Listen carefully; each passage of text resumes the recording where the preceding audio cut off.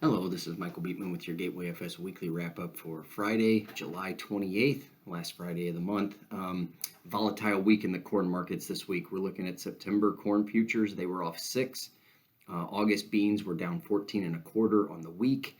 And September wheat was up 6 and 3/4 on the week. Like I said, volatility on Monday, we saw wheat up the limit. And then on Wednesday, wheat was down 40 cents. And then, like I said, on the week, we only gained 6 cents, but there were some selling opportunities. As our cash price did get over 7, we saw some wheat start to get sold. Um, Similar thing with corn and beans. We did get over $15 at one point this week, at a couple points this week, and we did buy not very much beans left in Gateway's customer area, but there were a few. We were buying truckloads at a time. And then on the corn side, again, a little bit felt like a little bit more corn was out in the bins, and we did shake some of that loose as we crossed over $6. And again, it depended. The volatility this week, you had a chance to sell, and then, like I said, towards the end of the week, things really kind of fell off.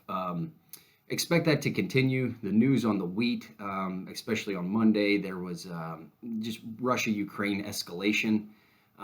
We thought that we might get a little bit more of that today, but it remains to be seen. So again, volatility on any kind of news out of Russia is going to affect, should affect the wheat market and therefore pull corn up. It didn't necessarily feel like corn wanted to rally along with wheat on that news, but with wheat up the limit on Monday, corn really didn't have a choice but to be up. So going forward, you're looking at an inverse in cash, which is an inverse in basis.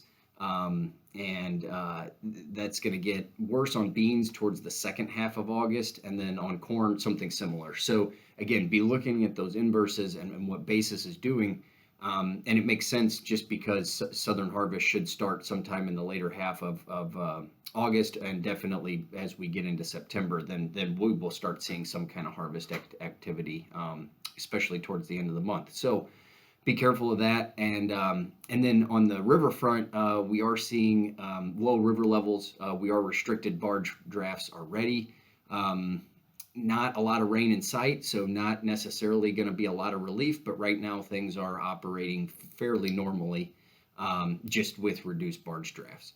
So as always, if you have any questions, please feel free to give myself, Adam Parker, or Phil Sally a call at 282-4000. Thank you.